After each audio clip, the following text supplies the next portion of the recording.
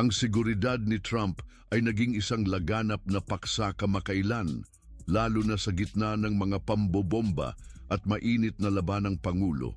Mula sa mga detalye ng serbisyong lihim na nagkakahalaga ng milyon hanggang kay Keith Schiller, ang tapat na dating bodyguard ni Trump, bawat layer ng security team ng Pangulo ay idinisenyo upang panatilihing ligtas siya. Gayunpaman, marami pa ring natitira na hindi alam sa likod ng entablado. Sa mga bagong hinihinging suporta ng militar, sa mataas na antas at mga napakalaking gastos, marahil ay nasa harap tayo ng pinakakomprehensibong sistema ng seguridad na inilatag kailanman upang protektahan ang isang Pangulo. Kaya't ating pag-aaralan at alamin kung ano talaga ang mahalaga upang protektahan ang isa sa mga pinakamaimpluwensyang leader sa pandaigdigang entablado at kung magkano ang halaga nito. Bilang isa sa mga pinakakilalang personalidad sa kamakailang kasaysayan ng Estados Unidos, patuloy na tumatanggap ng malawakang proteksyon mula sa serbisyong lihim ang dating Pangulo na si Donald Trump matapos ang kanyang termino, na nagpapahayag ng isang malaking investasyon na nakakakuha ng pansin sa parehong mataas na gastos at natatanging pangangailangan.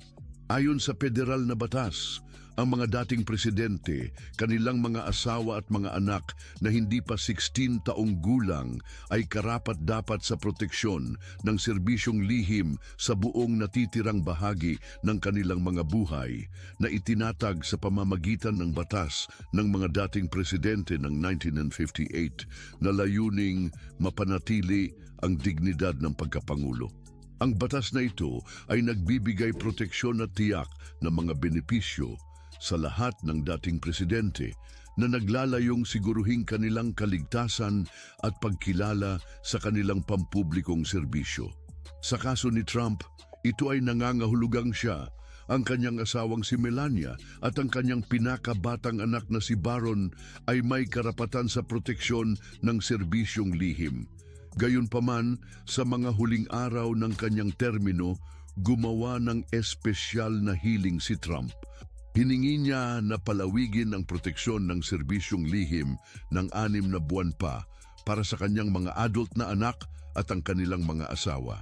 Dahil sa pampublikong pagiging kilala ng pamilyang Trump at kanilang komplikadong pangangailangan sa seguridad, idinagdag ng extension na ito ang milyon-milyon sa kabuuang gastos, lalo na dahil sa mga madalasang paglalakbay na kanilang ginagawa. Ang extension na ito ay kinukumpleto ng mga adultong anak ni Trump, si Ivanka Trump at ang kanyang asawa na si Jared Kushner, si Donald Trump Jr., si Eric Trump at ang kanyang asawa, si Lara at si Tiffany Trump.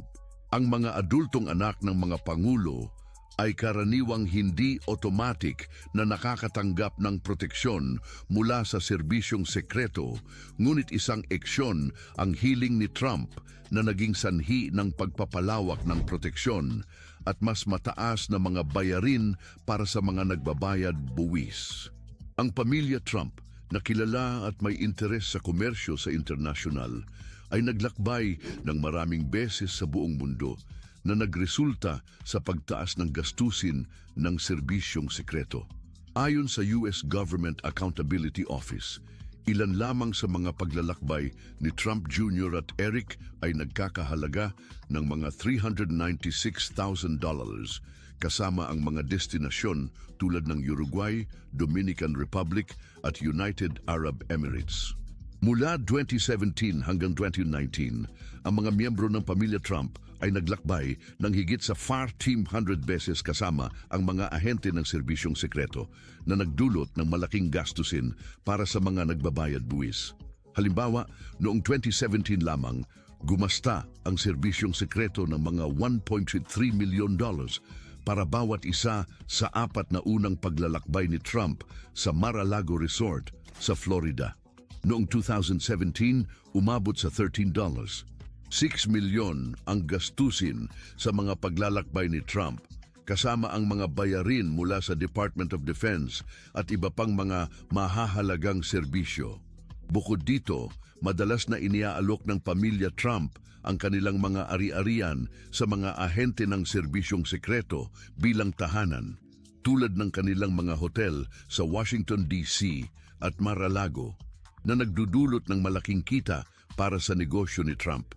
Ayon sa ulat ng US House Oversight Committee, ang mga hotel ni Trump ay nagtataas ng bayad ng higit sa kailangang bayaran ng pamahalaan hanggang sa 300% ng regular na halaga.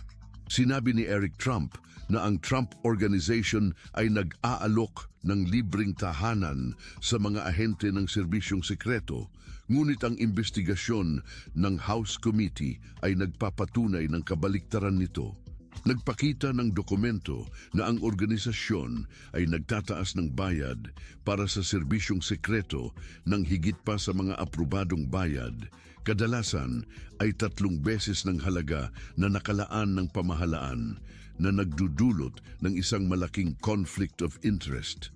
Pinagbabawalan ng Emoluments Clause ng Konstitusyon ng US ang isang pangulo na tumanggap ng bayad mula sa pamahalaan bukod sa sweldo.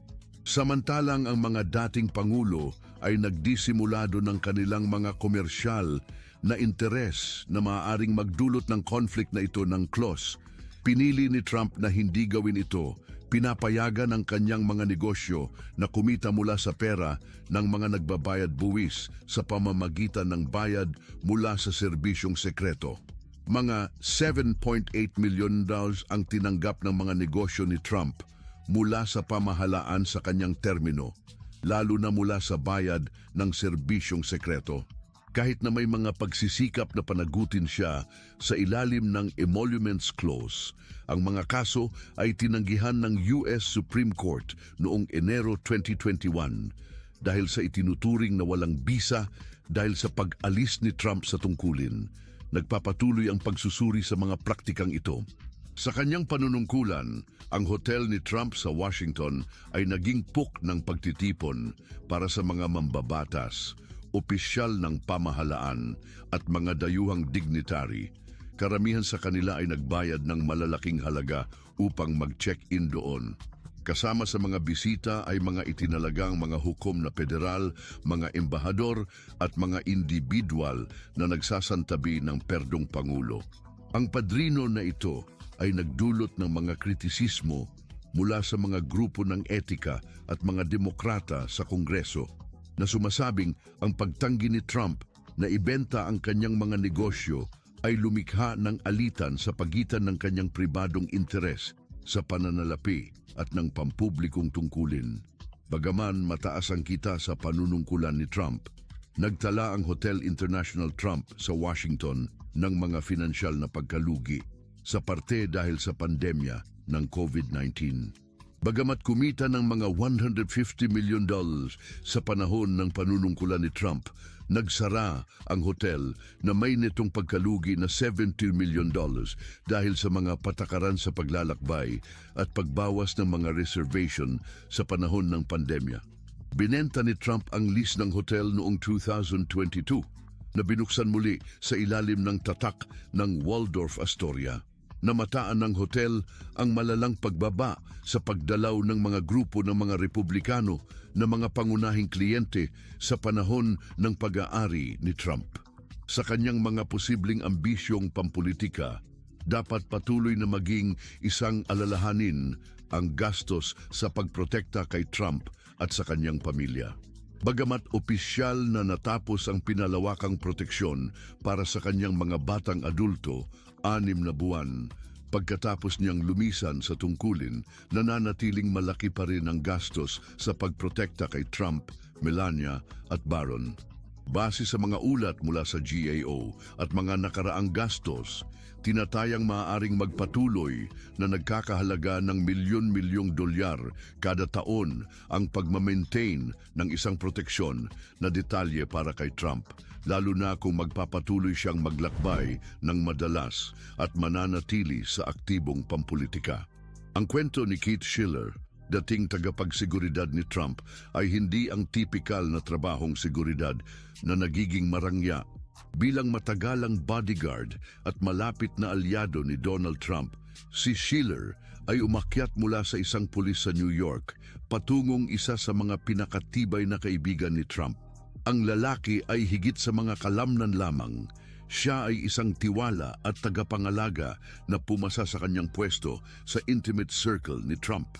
Gayunpaman, ang tunay na kasaysayan ay higit pa sa kanyang katapatan at nauukol kung paano naging sweldo ang katapatan na ito maski matapos siya mag-resign mula sa opisyal na payroll ni Trump. Si Schiller ay nagsimula sa kanyang karera sa NYPD, natutunan ang mga intricacies ng pakikipag-ugnayan sa lahat ng uri ng sitwasyon sa mga kalye ng New York. Sa loob ng mahigit isang dekada, pinahusay niya ang kanyang kasanayan sa pagpapamahala sa mga tao at sa kaguluhan, isang set ng kasanayan na agad na napatunayan na mahalaga sa kanyang susunod na papel. Noong 1999, sumali si Schiller sa pangkat ng seguridad ni Trump. Maliit lang ang kanyang nalalaman na nag-apply siya para sa isa sa mga pinakamatagal at kakaibang trabaho sa seguridad sa politika. Mula sa pag-escort sa mga hindi gusto sa mga okasyon hanggang sa pagpapamahala sa seguridad sa mga pampublikong pagtatanghal, si Schiller ay naging higit pa sa simpleng bodyguard. Siya ang kanang kamay ni Trump sa pagpapanatili ng kaayusan o kahit na sa kaayusan na maaring maganap sa mundo ni Trump. Kinilala siya na personal na humaharap sa mga insidente tulad sa pagkakataong sinabing pinag-utos siya na paalisin si Rosie O'Donnell mula sa isang charity event sa kahilingan ni Trump. Nakakita si Trump sa Schiller ng isang taong gagawin ang trabaho ng hindi nagtatanong na tumulong sa pagpapatibay ng matibay na tiwala sa pagitan nila. Nang sakupin ni Trump ang pagkapangulo noong 2017, sumama si Schiller sa kanya sa White House at naging Chief of Operations ng Oval Office.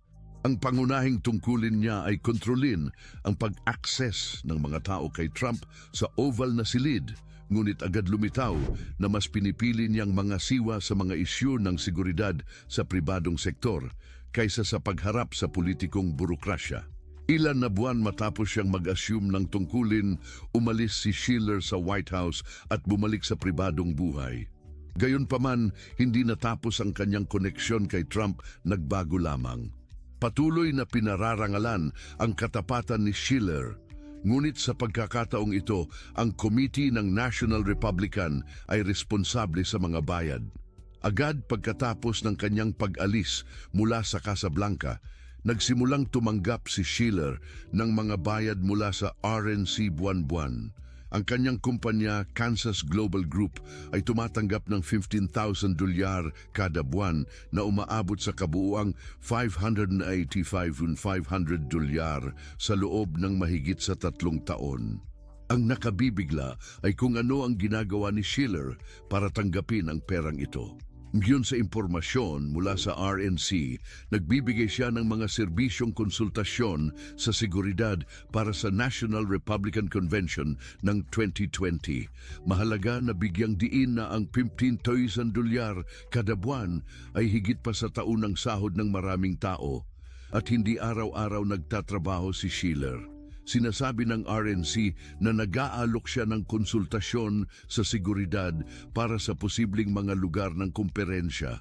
Gayunpaman, nagduda ang ilang kritiko at tagamasid sa kredibilidad ng mga bayarang ito.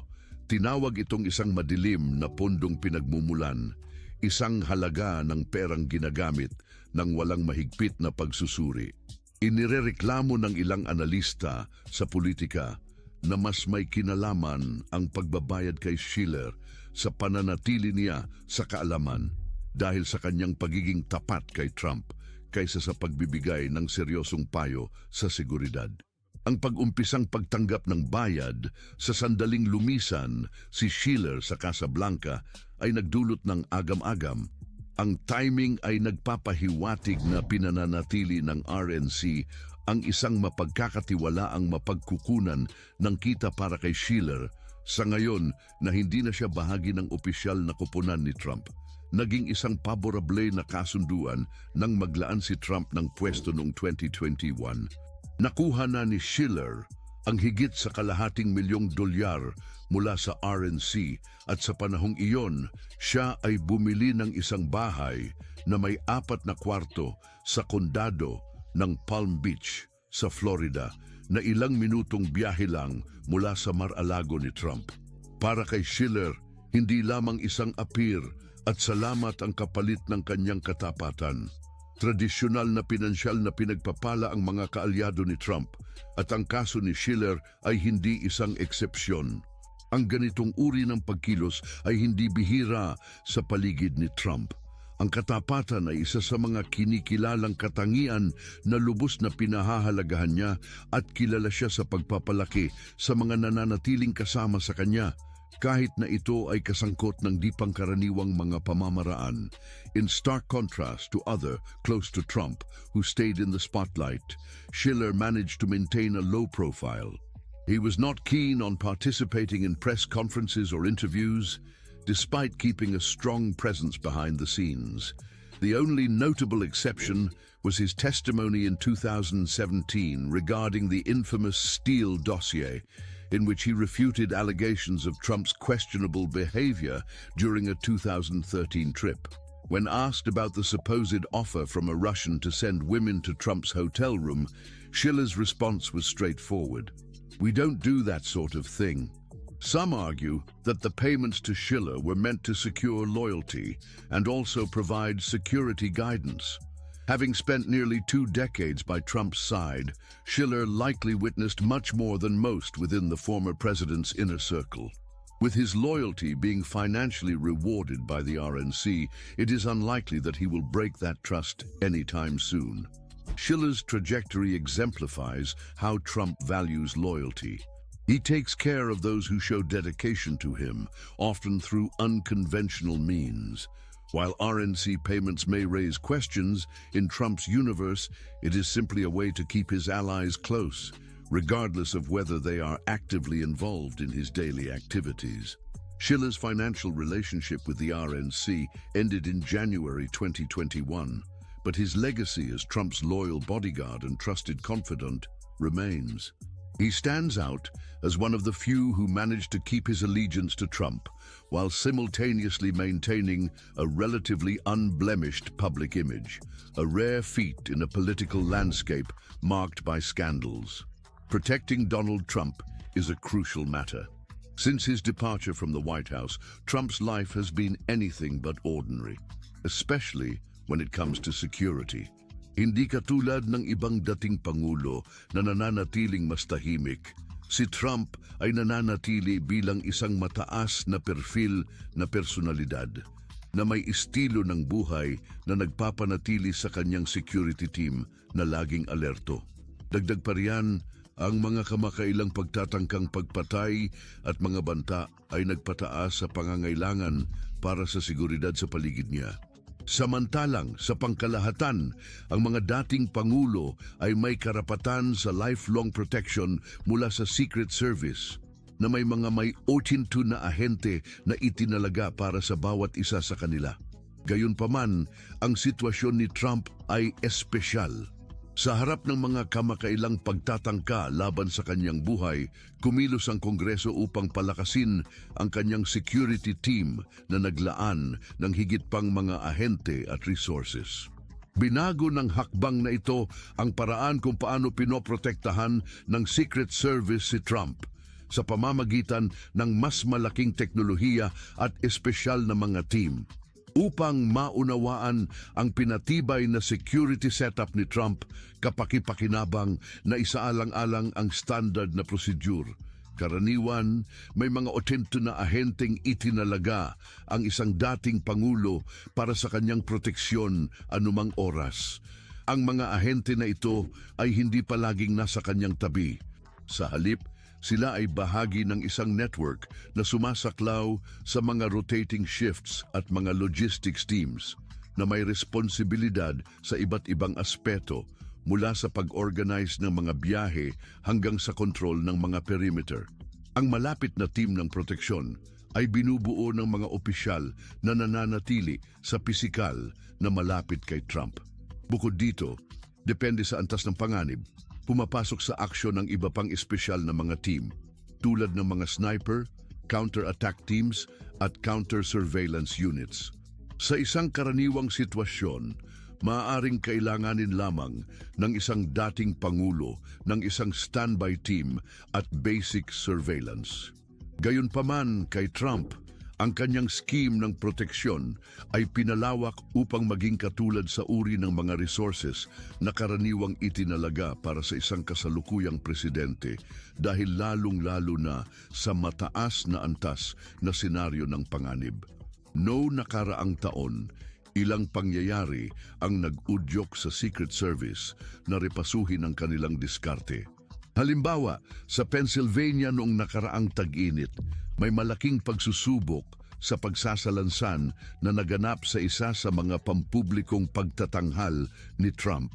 Matapos ang pangyayaring ito, binuo ng Department of Homeland Security ang isang independent review panel upang suriin kung ano ang nagkamali at magmungkahi ng mga pagbabago. Ang pangunahing kritisismo ng panel ay nakatuon sa kultura ng paggawa ng mas marami gamit ang mas kaunti na nagdulot ng pagkalunod sa Secret Service. Bilang tugon sa mga pangyayari, hiningi ng administrasyon ng Biden ang karagdagang pondo upang suportahan ang pinalakas na seguridad ni Trump. Agad na pinagtibay ng Kongreso ang Presidential Security Enhancement Act noong Setyembre 2024 na nangangailangan sa Secret Service na suriin ang mga pangangailangan ng bawat dating presidente batay sa kasalukuyang antas ng banta. Nakaimpluwensya ng direkta ang batas na ito sa seguridad ni Trump na tiyak na magkakaroon siya ng access sa mas advanced na teknolohiya at sangayang tao kaysa sa kahit na anong dating pangulo. Matapos ang pangyayari sa Pennsylvania, pinalakas ng Secret Service ang paggamit ng teknolohiya para sa proteksyon ni Trump, kabilang na ang mga drone na naging mahalaga sa pangangalaga sa malalaking lugar, lalong-lalo na kapag siya ay nasa labas o pampublikong mga espasyo. Ang mga drone na ito ay ginagamit upang tukuyin ang posibleng mga banta mula sa itaas, nagbibigay ng tuwirang pagbabantay at pangibabaw ng mga tanawin ng mga lugar malapit kay Trump. Bukod dito, pinalakas ng Secret Service ang kanilang mga sistema ng komunikasyon. Pinatatakbo ang kahalagahan ng ugnayang-ugnayan sa pagitan ng mga ahente ng Secret Service at lokal na mga puwersa pulisya bilang isang prioridad. Ang ahensya ngayon ay gumagamit ng mga advanced na tools sa komunikasyon upang tiyakin na ang lahat ng mga miyembro ng koponan ay nakaayon anuman ang lokasyon ni Trump, nasa Mar-a-Lago, Bedminster o sa ibang lugar. Ang mga pagpapabuti na ito ay napakahalaga dahil sa komplikasyon ng estilo ng pamumuhay ni Trump. Sa kabaligtaran ng ibang dating mga presidente na karaniwang nagre-retiro, si Trump ay madalas na naglalakbay, nagdaraos ng mga rally at sumasali sa mga pampublikong mga pagtitipon. Bawat bagong lokasyon ay nangangailangan ng Secret Service na simulan ng operasyon ng seguridad mula sa wala. Kasama rito ang mga espesyalisadong koponan na dumadating ng maaga upang siguruhing ligtas ang lugar, suriin ang mga panganib at makipag-ugnayan sa mga lokal na autoridad. Ito ay isang operasyon na mataas ang panganib na nangangailangan ng presisyon at kakayahang mag-adjust. Ang seguridad ng isang dating pangulo ay hindi kailanman mura, ngunit ang gastusin upang masiguro ang proteksyon ni Trump ay partikular na mataas dahil sa kanyang natatanging mga pangangailangan. Ang budget ng Secret Service para sa taong piskal ng 2024 ay mga halos $3.1 bilyon na nagpapakita ng pagtaas na 9% kumpara sa nakaraang taon. Mula sa kabuuang halaga na ito, mahigit sa $1 bilyon ay espesipikong itinalaga para sa proteksyon ng mga tao at pasilidad. Saklaw ang mga gastusin sa pangangalaga sa mga kilalang personalidad gaya ni Trump. Upang ipakita ang lawak ng budget na ito, binanggit ni Ronald Kessler, isang may akda na masusing nag-aral sa Secret Service na ang kabuuang halaga ng ahensya ay katumbas ng halaga ng isang tanging stealth bomber. Ang paghahambing na ito ay nagpapakita ng pagpapalampas sa mga rekursos ng Secret Service. Kapag may mga di inaasahang gastusin na lumitaw, gaya ng pangangailangan na palakasin ang seguridad ni Trump, maaari itong magdulot ng presyon sa pondo ng ahensya. Bagaman, ang kamakailang batas ay nagbigay ng karagdagang pondo para sa proteksyon kay Trump, maaaring hindi ito sapat upang saklawan ang patuloy na paglaki ng gastusin. Naharap ang ahensya sa pangangailangan na maglaan ng mas maraming mga rekursos para sa seguridad ni Trump, na pilit na nanggugulo ng mga kawani at pondo na karaniwang ginagamit para sa iba pang mga operasyon. Ang pagbabagong ito ay nagdudulot ng alalahanin sa mga mambabatas at mga dating ahente, kung saan mayroong ilang nagtatanong sa kakayahang pangasiwaan ng ahensya sa mga kasalukuyang pangangailangan. Hindi nag-iisa ang Secret Service sa pagprotekta kay Trump.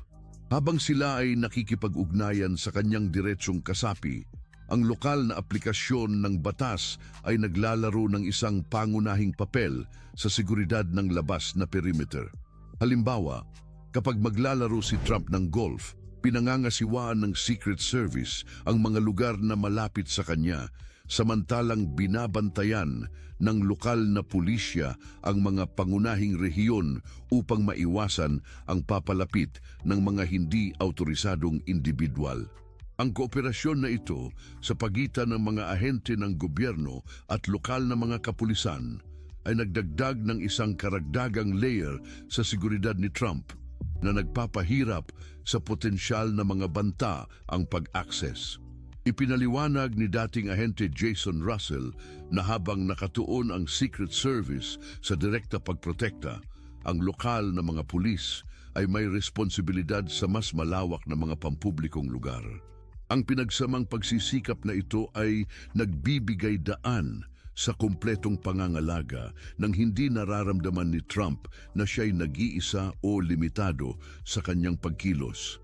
Ang hindi maarim na lifestyle ni Trump at ang kanyang schedule ay nagdadagdag ng kakaibang komplikasyon kumpara sa karamihan sa mga dating pangulo na karaniwang namumuhay ng mas tahimik at sa iba't ibang mga lokasyon.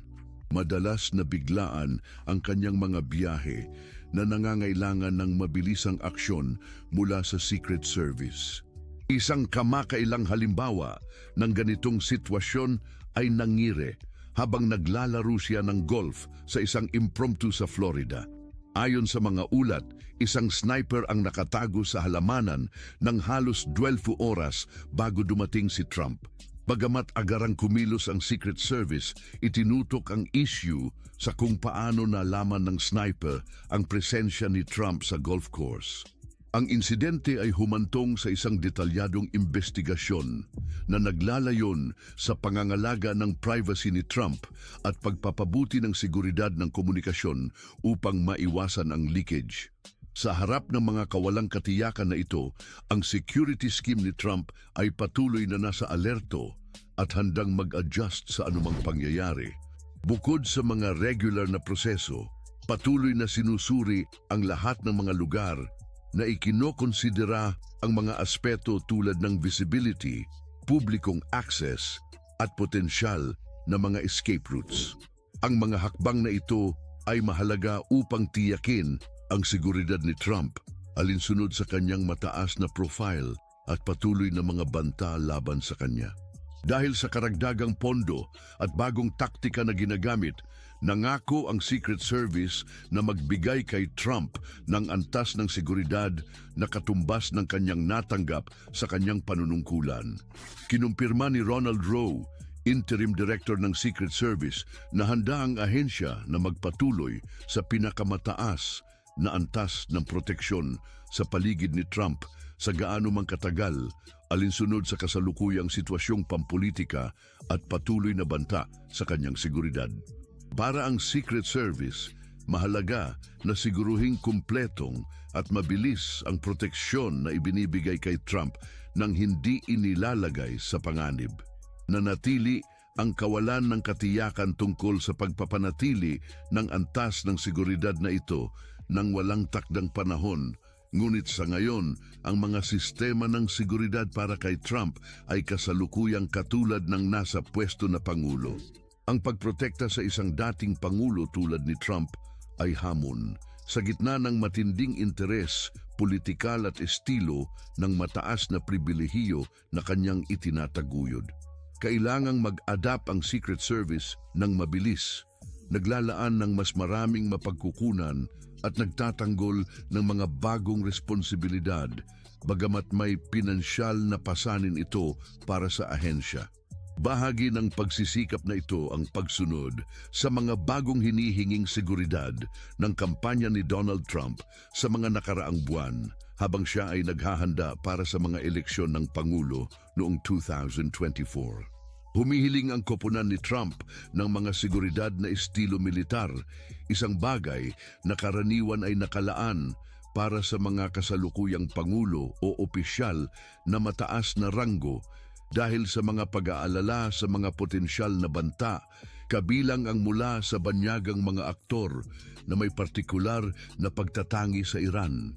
Sa harap ng kasalukuyang tensyon sa pagitan ng US at Iran, naniniwala si Trump at ang kanyang koponan na maaaring tingnan ng mga ahente ng Iran ang kanyang mga rally bilang isang pagkakataon dahil sa mga patakaran na ipinatupad ng administrasyon sa bansa na gumagawa kay Trump na isang target sa mata ng Tehran. Matinding na apektuhan ng mga aksyong ito ang liderato ng Iran at may mga alalahanin sa bilog ni Trump na maaaring hanapin ng Tehran ang paghihiganti kung magkakaroon ng pagkakataon. Isa sa mga pangunahing ipinagtatanggol ng kampanya ni Trump ay mga militar na eroplano ng transportasyon.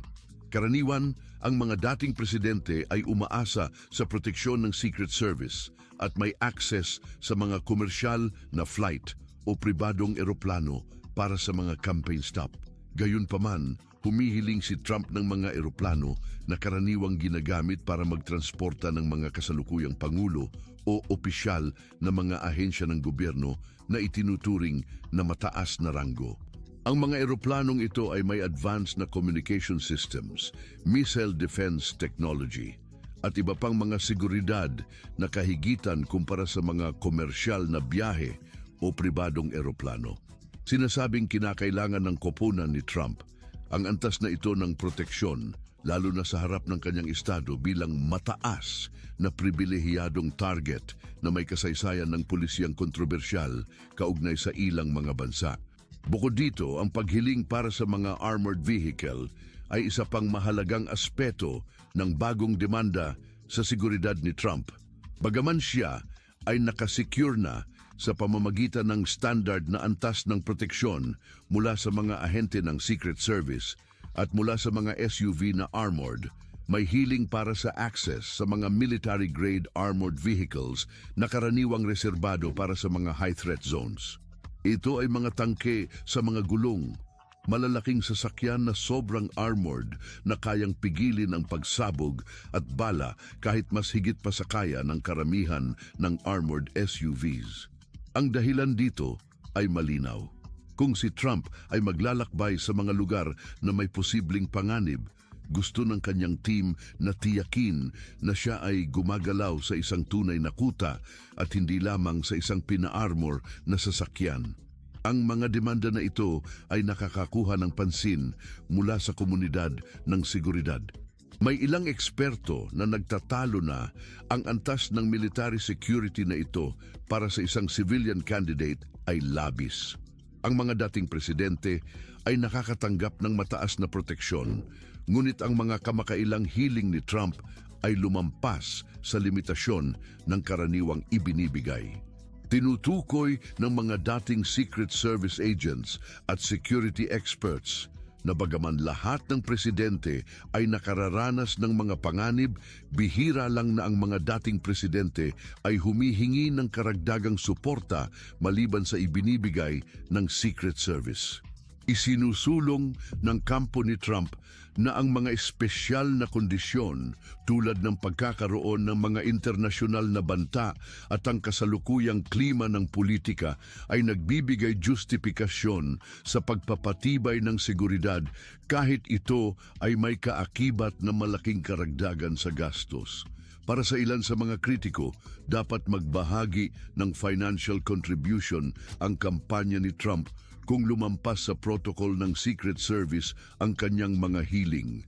Sa kabilang dako, may mga nagtatanggol na bilang dating presidente, karapatan niyang makatanggap ng karagdagang proteksyon sa harap ng hindi pangkaraniwang mga banta. Itinataas din ang isyu ng prebensya dahil kung matutugunan ang mga hiling ni Trump, maaring magtakda ito ng bagong pamantayan para sa mga susunod na dating presidente na nagnanais ng re-election na maaring magdulot ng pagtaas sa gastos at pagkasurplus sa mga resources ng seguridad. Tinututulan ng kampo ni Trump na ang mga hiling na ito ay mahalaga bunga ng partikular na mga banta kahit na bahagi ng impormasyon ay nananatiling classified na gumagawa ng mahirap na pagsusuri sa tunay na kritikal na antas ng banta. Ngunit para sa mga kritiko, ang mga demanda na ito ay maaaring tila lamang isang pagpapakita ng lakas o isang pagsusumikap na panatilihing mayroon pa ring pangulo kahit na wala na sa posisyon. Samantala, nahaharap ang Secret Service sa isang komplikadong desisyon. Sa isang banda, kinakailangan nitong tiyakin ang sapat na proteksyon para sa mga dating presidente at harapin ang tunay na mga banta. Sa kabilang banda, ang pagtugon sa mga espesyal na hiling ni Trump ay maaaring magtakda ng isang prebensya na magpapahirap sa mga susunod na mga prosedura ng seguridad. May ilang nag-aalinlangan na ang mga karagdagang kahilingan para sa seguridad ay maaaring may kinalaman din sa layunin na kontrolin at gawing mas pribado ang mga kilos ni Trump, lalo na sa harap ng kanyang mga isyu sa batas. Ang timing ng mga kahilingang ito ay tila tumutugma sa kanyang mas pinaigting na legal na agenda na nagdudulot ng tanong hinggil sa posibleng koneksyon ng dalawang isyu.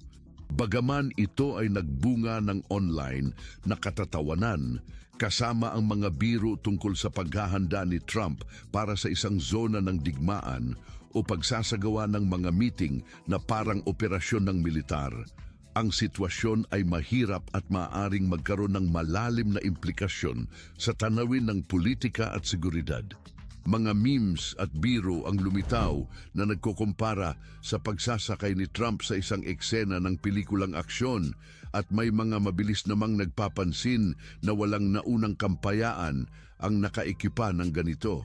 Bagaman lahat ay ginagawa sa katuwaan, ang mga biro ay tumutukoy sa isang mas malaking issue. Kailangan nga ba talaga ni Trump ang ganitong uri ng mataas na antas ng proteksyon o ito ba'y dahil lamang si Trump ay si Trump? Sa kapanapanabik na tagumpay ni Trump laban kay Kamala Harris, tiyak na mas lalago pa ang kanyang sistema ng seguridad. Ngayon na siya ay naging halal na pangulo, maaring maging bagong pamantayan ang mga hiling ni Trump para sa mataas na kalidad na proteksyon militar, na maaring mag-blurred ang mga hangganan sa pagitan ng seguridad ng kampanya at kapangyarihang pangulo.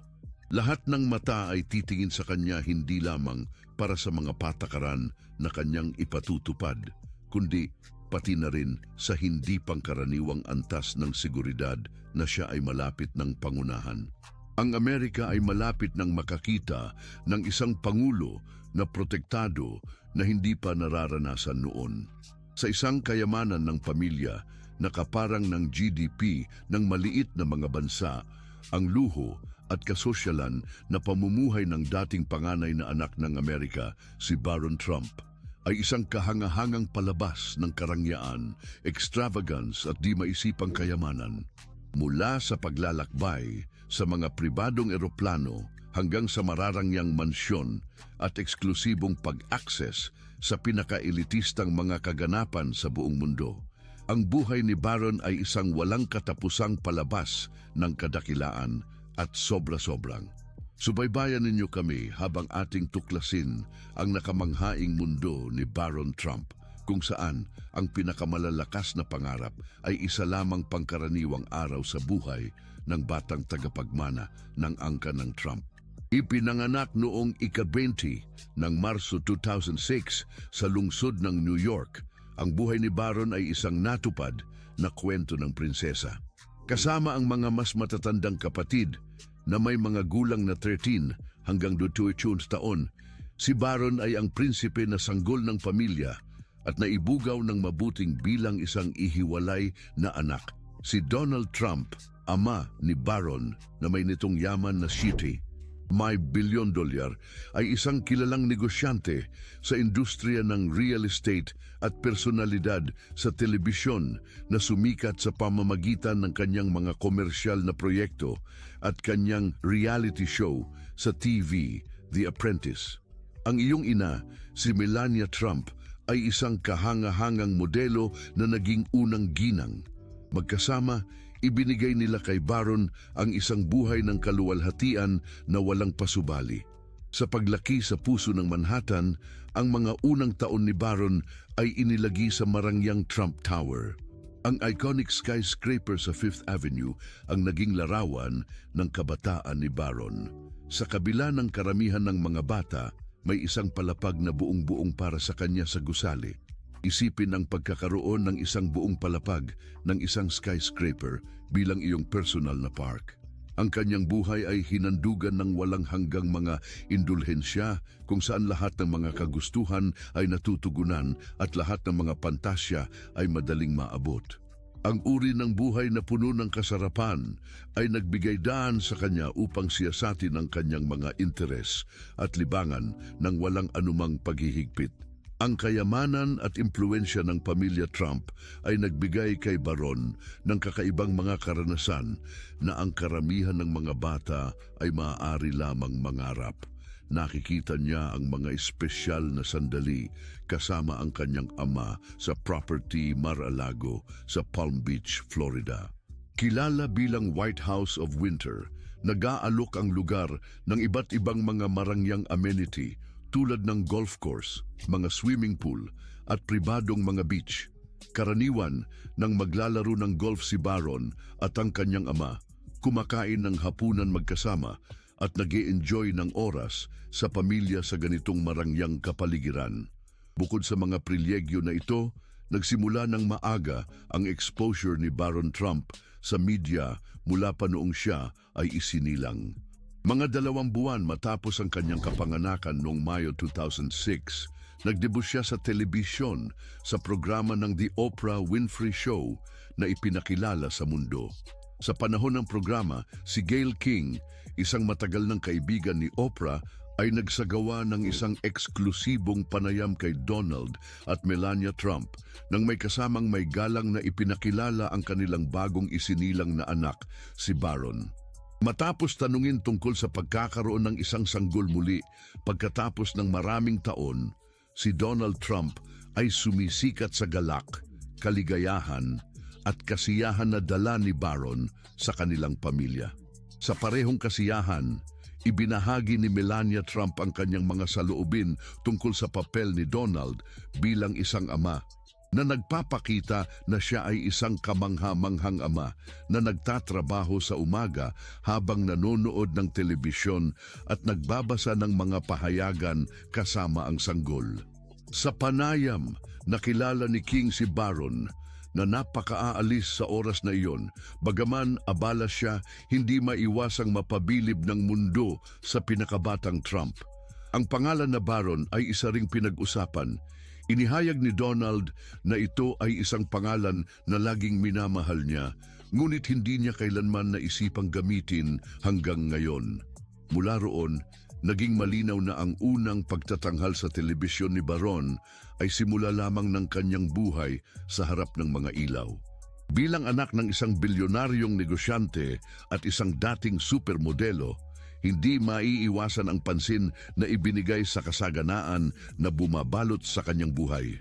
Tungkol sa yaman ni Baron Trump, iniuudyok ang mga estimasyon na siya ay may kahangahangang yaman na $60 million noong 2024. Ito ay higit pa sa pera kaysa sa karamihan ng mga tao ang nakikita sa kanilang buong buhay, at ang pinakamahusay pa ay walang kailangang gawin upang makamtan ito. Ang lahat ng ito ay dahil sa kayamanan ng kanyang pamilya at sa matalinong mga pamumuhunan. Hindi natin maitatangi ang tiwalaan ni Baron na parang isang kaba ng yaman na puno ng kayamanan. Ito ay naglalaman ng mga marangyang ari-arian tulad ng isang mansyon na may 10,000 talampakan kwadrado sa Palm Beach, Florida at isang lupaing 30 acres sa Bedminster, New Jersey. Ang mansyon sa Florida ay matatagpuan sa parehong ari-arian ng resort na Mar-a-Lago ng kanyang ama. Ang ari-arian ay tinatayang nasa halos 11 milyon. Ayon sa ilang mga pinagmulan ng media, ang nakakapagtaya ng halaga nito sa kamanghamanghang 250 milyon. Sa parehong oras, ang kanyang ari-ariang 32 hektarya sa Bedminster ay tinatayang nagkakahalaga ng halos $19 million. Ang ari-ariang ito ay may kasamang isang mansyon na may sukat na 7,000 square feet, isang golf course at isang pool. Gayunpaman, hindi lang sa mga nabanggit na pamumuhunan umiikot ang lista ng mga pamumuhunan ni Baron. Siya ay may-ari ng bahagi sa ilang mga itinuturing na pinakama-promising na kumpanya sa teknolohiya sa merkado. Kabilang ang Amazon, Alphabet, Microsoft, Apple, Meta Platforms, Tesla, Berkshire Hathaway, JP Morgan Chase, United Health Group, Home Depot at Visa. Parang paghawak ng sulok sa bawat pie, partikular sa isa na napakalukratibo tulad nito. Sa 25% ng kanyang tiwaling pondo na naka-invest sa mga aksyong ito, ang kayamanan ni Baron ay papalago ng napakabilis na lalampas sa lahat ng mga inaasahan. Nagsasalita tungkol sa marangyang estilo ng pamumuhay ni Baron Trump. Ang kanyang maagang kabataan ay may halo ng kasaganaan at kasanayan, isang bagay na karamihan lamang ay pangarap na matikman. Bilang bunsong anak ni Trump, itinakda siya na tamasahin ang pinakamagandang bagay na maaring maidulot ng pera salamat sa kanyang mga magulang, sina Donald at Melania Trump. Isa sa pinakamalaking regalo na natanggap ni Baron noong sanggol pa lang siya ay isang ginto na kalesa, regalo mula kay Ellen DeGeneres. Isipin na itinutulak ka sa isang kalisang yari sa ginto. Ang regalo na ito ay nagtatag ng pamantayan para sa unang taon ni Baron, kung saan ang kasaganaan ay ang naging tuntunin, hindi ang pagtatangi. Ang kalesa ng ginto ay hindi lamang isang simbolo ng estado, kundi isang pangakong pagkamayaman na naghihintay kay Baron. Ang tahanan ni Baron ay lubos na marangyarin. Nagdaan siya ng kanyang unang mga taon sa penthouse ng Trump Tower, isang triplex na apartment na itinuturing na pinakamataas na uri ng luho. Matatagpuan sa Fifth Avenue sa New York, ang Trump Tower ay isang iconic building at ang penthouse nito ang tunay na yaman nito. Pinapalamutian ng marmol at ginto, isang mansion sa langit, ang penthouse, na nagbibigay ng kahangahangang tanawin ng Central Park at ng skyline ng Manhattan. Sa ganitong marangyang kapaligiran, may isang buong palapag na inilaan para lamang kay Baron. Oo, narinig mo ng tama, isang buong palapag. Samantalang karamihan sa mga bata ay natutuwa sa pagkakaroon ng kanilang sariling silid, si Baron ay mayroong nursery, living room, kusina at mga silid para sa kanyang ina at mga yaya, lahat sa kanyang sariling wing. Ang nursery ay disenyo sa estilo ni Louis XIV na may mga komplikadong disenyo at marangyang kasangkapan. Ito ay isang espasyo na nararapat para sa isang batang prinsipe na nagpapakita ng kadakilaan at elegansya ng Pranses na monarkiya. Si Melania Trump, ina ni Baron, ay lubos na nasangkot sa paglikha ng ganitong marangyang kapaligiran para sa kanyang anak. Ipinagmamalaki niya ang pagtiyak na magiging masaya si Baron sa lahat ng aspeto. Isa sa mga kahanga-hangang bahagi ng unang yugto ng buhay ni Baron ay ang kanyang sopistikadong skincare routine. Noong 2013, inilunsad ni Melania ang kanyang sariling skincare line na nagtatampok ng isang moisturizer na infundido ng caviar na tinatawag na Caviar Complex C6. Ito ay hindi lamang isang karaniwang moisturizer, ito ay isang mataas na quality product na disenyo para magbigay ng pinakamataas na luho sa balat.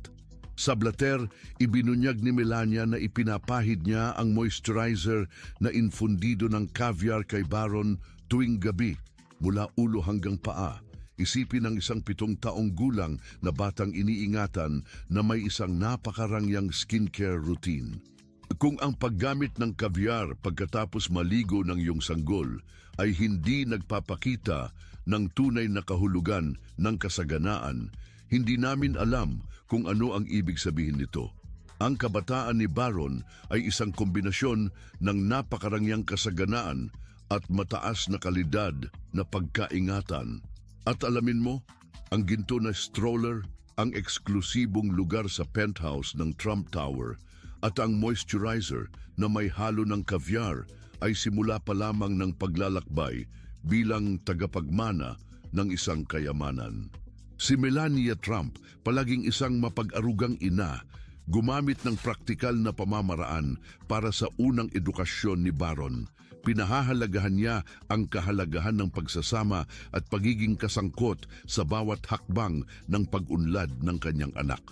Madalas na ipinahayag ni Melania ang kanyang pagnanais na maging isang full-time na ina at bantayan ng malapitan ang bawat yugto ng proseso ng pag-aaral ni Baron mula sa ABC hanggang algebra. Determinado siyang magbigay sa kanya ng pinakamahusay na simula sa buhay, kaya't hindi niya iniwan sa kapalaran. Kaya't pinili niyang turuan siya sa bahay, naglilipat ng lahat ng pangunahing kaalaman sa kanya.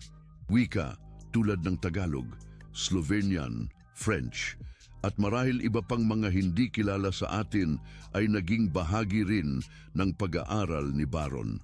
Bukod dito, nakakuha siya ng mahahalagang kasanayan sa buhay. Lumaki siya sa pakikipag-usap sa Slovenian dahil sa mga aral mula sa kanyang ina at lolo't lola. Gaya ng sinabi ni Melania, lumaki si Baron na pahalagahan ang pagkain Slovenian at nasiyahan sa mga pagkain na inihahanda ng kanyang yumao ng lola Amalia Knabs. Natuto rin siya ng French na nagpapakita ng kanyang kahusayan sa wika mula sa murang edad. Ang dedikasyon ni Melania sa edukasyon ng kanyang anak ay lumilitaw sa bawat detalye ng kanilang pang-araw-araw na buhay. Sa paglaki ni Baron, hindi maiwasan na siya ay mag-aral sa isang karaniwang paaralan. Nagsiguro ang kanyang ina na may access siya sa pinakamahuhusay na mga mapagkukunan at oportunidad na magagamit. Dahil dito, ang kanyang unang edukasyon ay hindi rin nagpahuli. Bago sila lumipat sa Bahay Puti, si Baron ay pumasok sa kilalang paaralan sa New York, ang Columbia Grammar and Preparatory School, na matatagpuan sa Upper West Side ng Manhattan. Kilala ang institusyong ito para sa kanilang masusing akademikong programa at emphasis sa pagpapaunlad ng katalinuhan. 1 taon na ang nakalipas, dinala niya ang kanyang buong klase sa isang field trip sa Washington, D.C. Anong ganda ng ideya para sa isang educational trip? Isipin ng 80 bata, mga guro, at pati mga ahente ng serbisyong sikreto na sumasakay sa mga bus at nagtutur sa kabisera ng bansa. Sigurado akong marami silang pinagsamahan na hindi malilimutan. Pagkatapos niyan, pumunta si Baron sa St. Andrews sa Maryland, kung saan ang tuition fee ay kamanghamanghang $50,000 kada taon. Wow! Iyon ay napakalaking halaga. Ngunit para sa mga Trump, ito ay maliit na halaga lamang na dapat bayaran para sa world-class na edukasyon na tinanggap ni Baron. Binigyan ng St. Andrews si Baron ng pakiramdam ng normalidad sa gitna ng mga kakaibang pangyayari sa kanyang buhay. Doon, nakagawa siya ng mga kaibigan, sumali sa mga school activities at nagtuon sa kanyang pag-aaral. Lahat ito habang naninirahan sa isa sa mga pinakakilalang bahay sa mundo. Gayunpaman, pagkatapos lumisan ng kanyang pamilya sa Bahay Puti, siya ay lumipat sa Oxbridge Academy sa Florida noong 2021 na mas abot-kaya ngunit mahal pa rin na nagkakahalaga ng $38,000 kada taon. Ngayong kamakailan lang natapos ni Baron ng high school, maliwanag na ang kanyang edukasyon ay mananatiling prioridad para sa pamilya Trump. Bukod dito sa reputasyon ng Oxbridge Academy na nagtatagumpay sa 100% acceptance rate sa mga kolehiyo taon-taon, kung saan kalahati sa mga nagtatapos ay pumapasok sa mga kolehiyo sa US na nasa top 100 o sa liberal arts college sa top 50. Maaari natin sabihin na ang pagpasok sa isang kilalang kolehiyo ay medyo madali para kay Baron.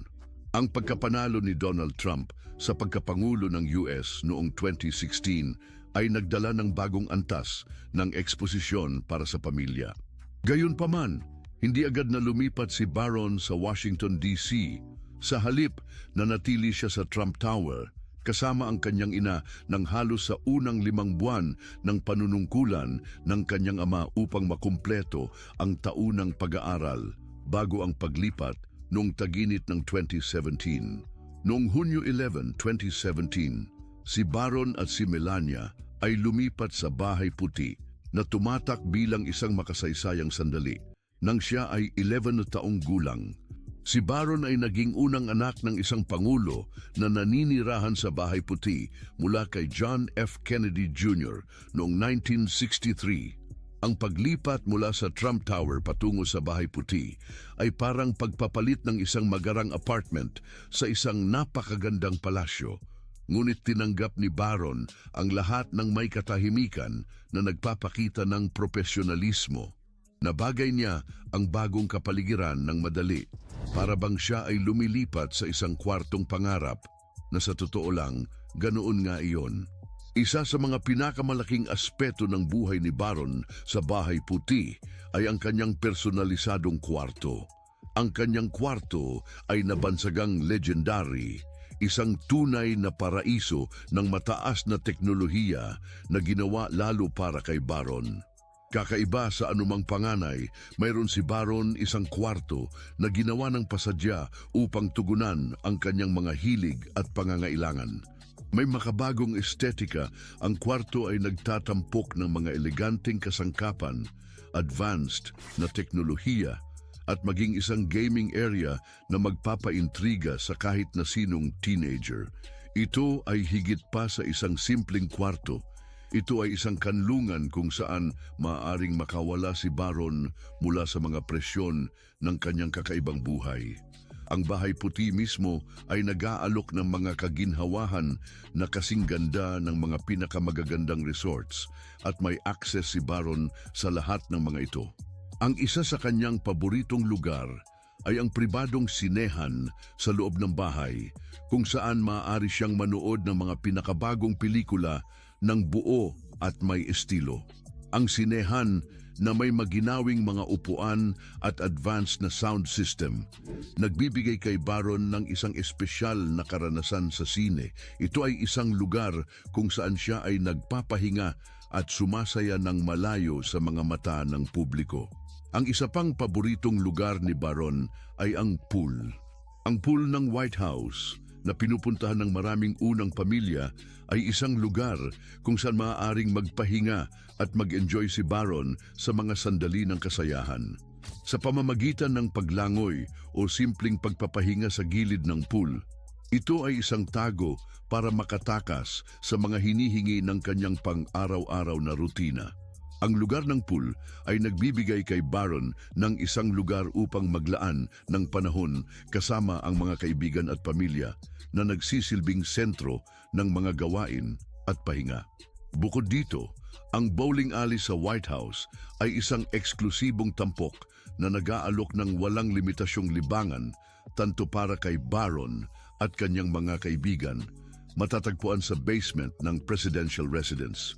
Dito, siya ay nag-i-enjoy ng mga friendly competition at mga masasayang sandali. Ang eksklusibong ito ay isang benepisyo na naghahati sa kanya mula sa ibang bata sa kanyang edad, ginagawang paboritong lugar ang bowling alley para sa pagbuo ng mga kaugnayan at matagalang mga alaala. Bagaman ang kadalisayan at mga pribilehiyo mula sa pamumuhay sa White House, ang mga magulang ni Baron ay may layunin na panatilihing konektado sa isang pakiramdam ng normalidad. Lalo na, si Melania Trump ay labis na nagbabantay sa kanyang anak. Madalas na binibigyang diin ang kahalagahan ng pagprotekta sa kanya mula sa mga negatibong aspeto ng kasikatan. Siya ay lubos na nasasangkot sa kanyang pang-araw-araw na rutina na tiyaking may balansing oras siya para sa paaralan, kasayahan at pamilya. Isa sa mga pinakamahalagang aspeto ng buhay ni Baron sa White House ang mataas na antas ng seguridad at pribasiya sa kanyang paligid. Bilang anak ng presidente, palaging kasama si Baron ng mga ahente ng Secret Service na nagtitiyak ng kanyang patuloy na kaligtasan.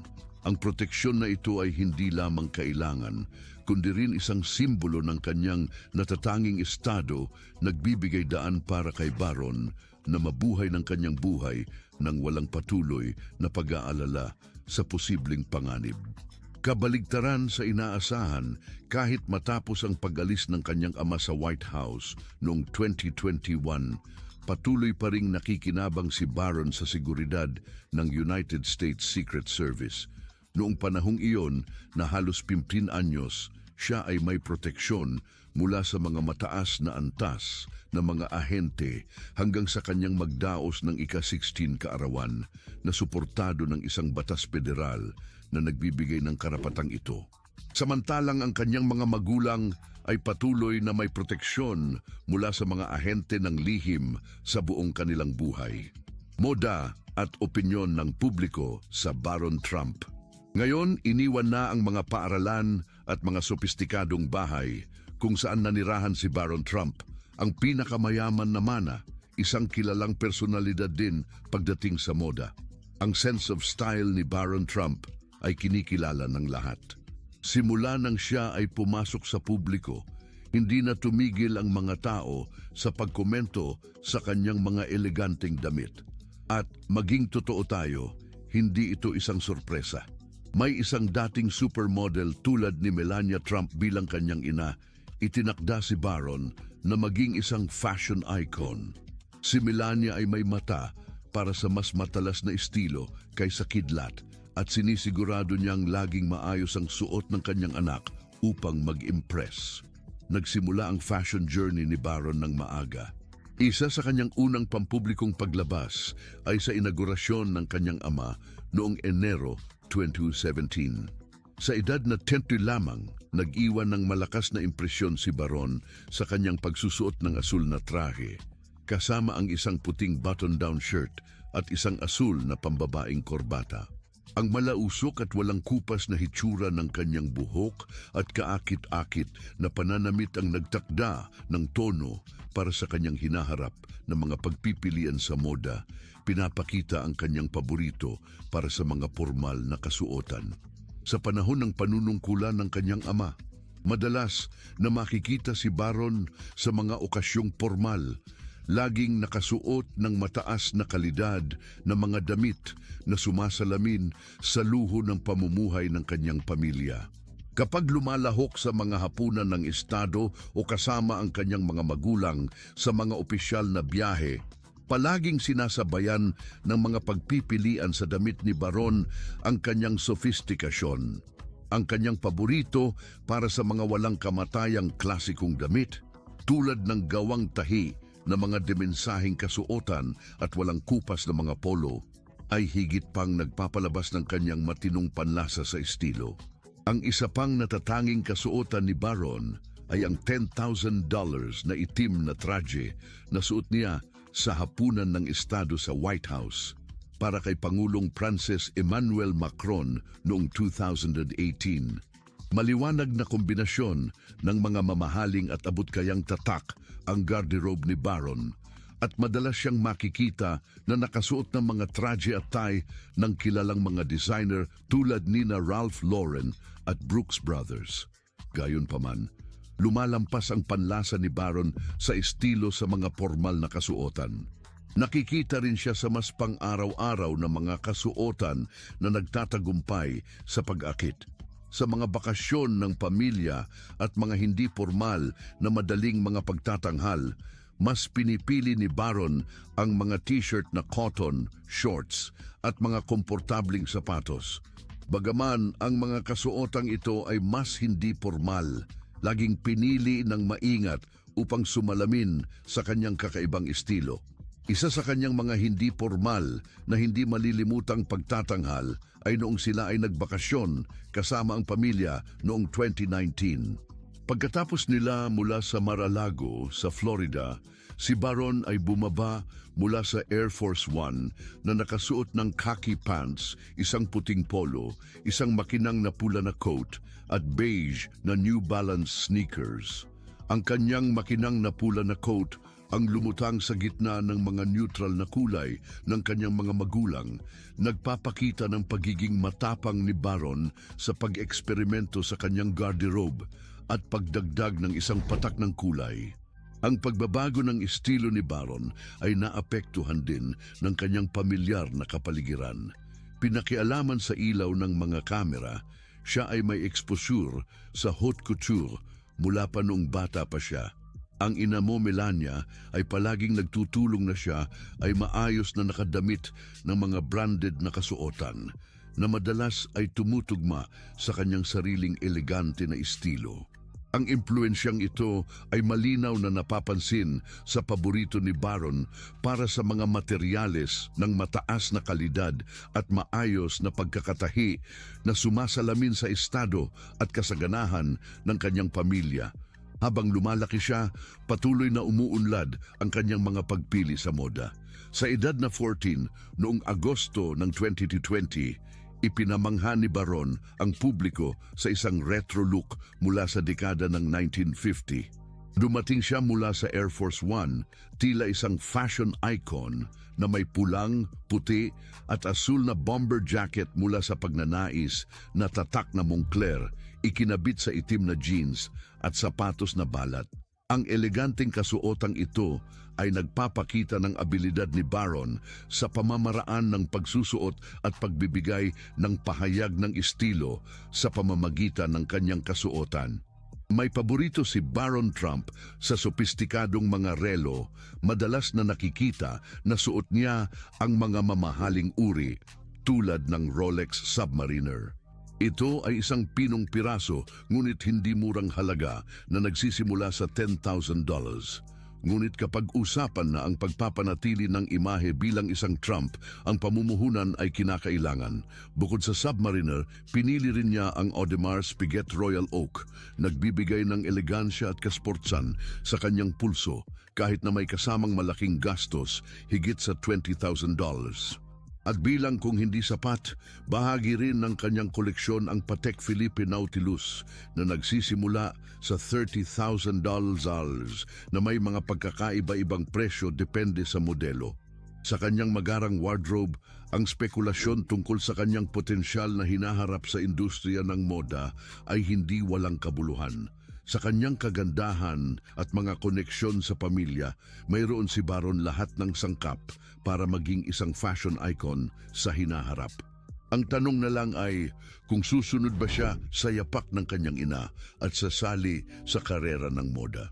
Sa ngayon, si Baron Trump ay patuloy na nakakakuha ng pansin sa kanyang walang diferensyang estilo, nananatiling disente at nagpapahalaga sa mga kaligayahan ng buhay.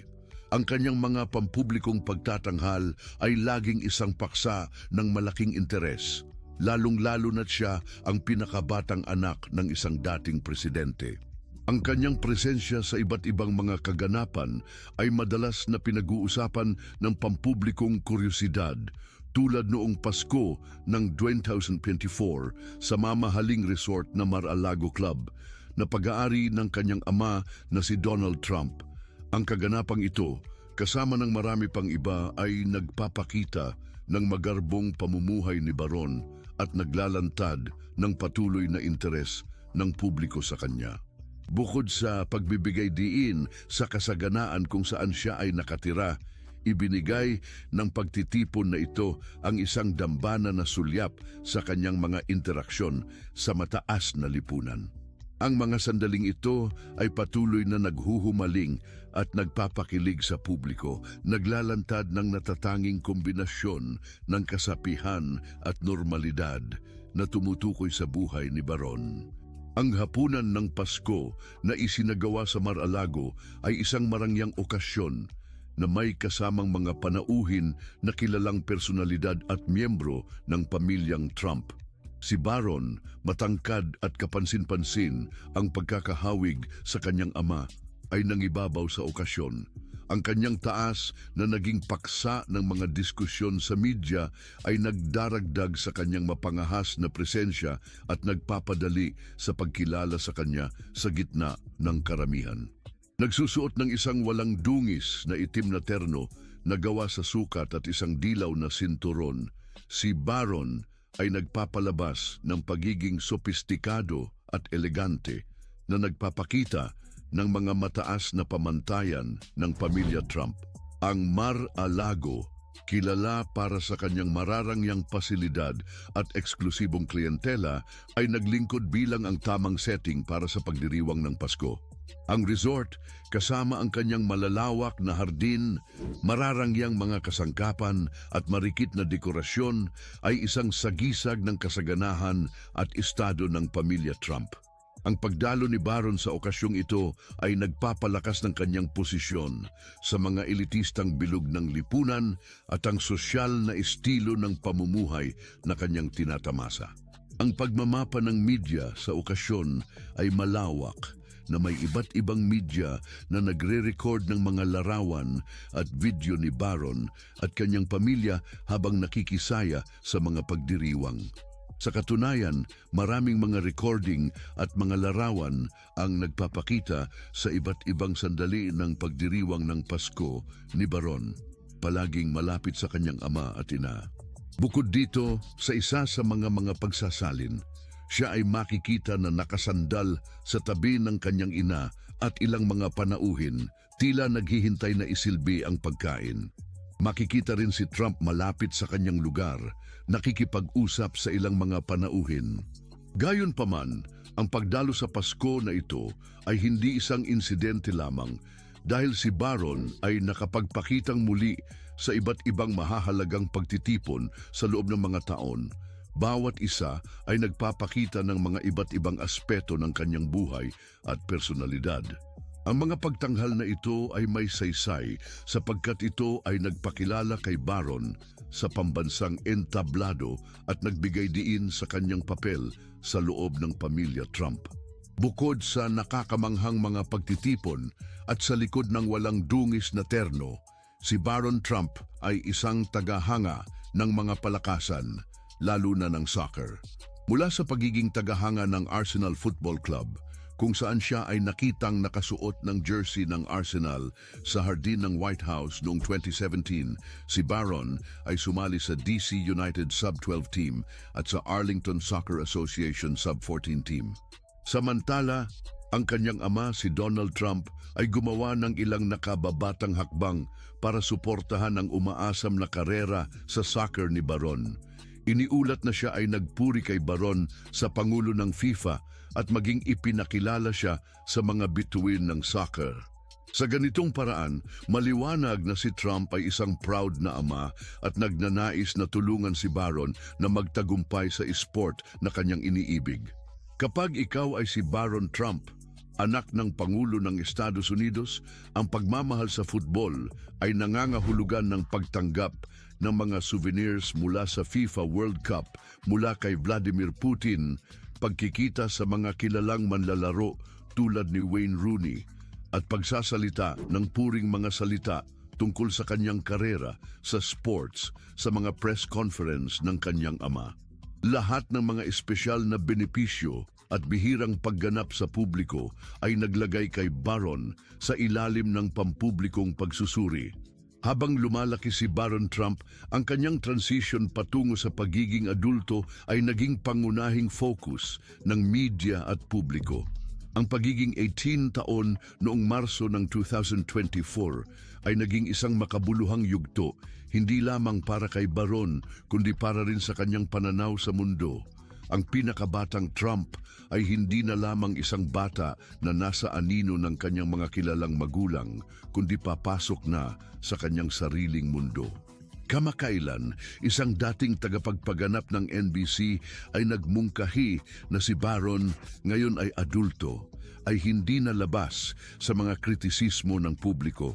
Ibinuksan ng pahayag na ito ang mga pintuan para sa mga komento online kung saan marami ang nagsasabi na si Baron ay ngayon isang tamang target para sa mga kritisismo at syempre pangungutya.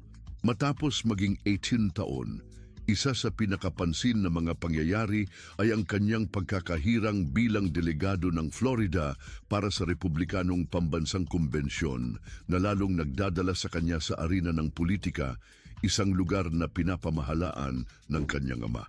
Bagamat nagkaroon ng higit pang pansin, tila naging kalmado si Baron sa harap ng mga ilaw ng entablado, tila'y handa siyang sundan ang kanyang sariling landas sa larangan ng politika.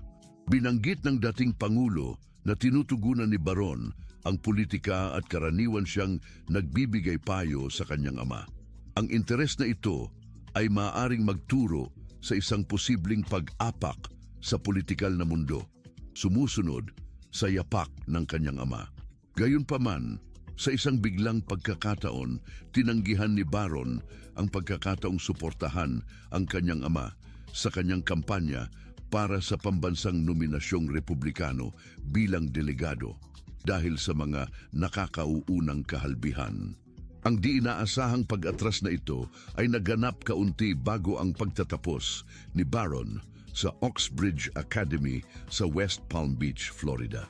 Habang sinisimulan ni Baron ang adultong pamumuhay, malamang na magpatuloy ang marangyang pamumuhay na kanyang kinasanayan. Mula sa mga mamahaling damit hanggang sa mararangyang mansyon, ang iyong buhay ay nagsisilbing halimbawa ng yaman at pribilyo ng pamilya Trump. Gayunpaman, kasama ng kasosyalan na ito ay ang inaasahang pampublikong pagsusuri na lalo pang pinalala ngayon na siya ay may edad na. Ano ang iyong opinyon tungkol kay Baron Trump at sa kanyang marangyang estilo ng pamumuhay? Ibahagi ang iyong mga kaisipan sa mga komento. Upang mas mapanood ang iba pang nakakaaliw na mga video tulad nito, mag-click sa isa sa mga card na ipinapakita sa kasalukuyan sa iyong screen.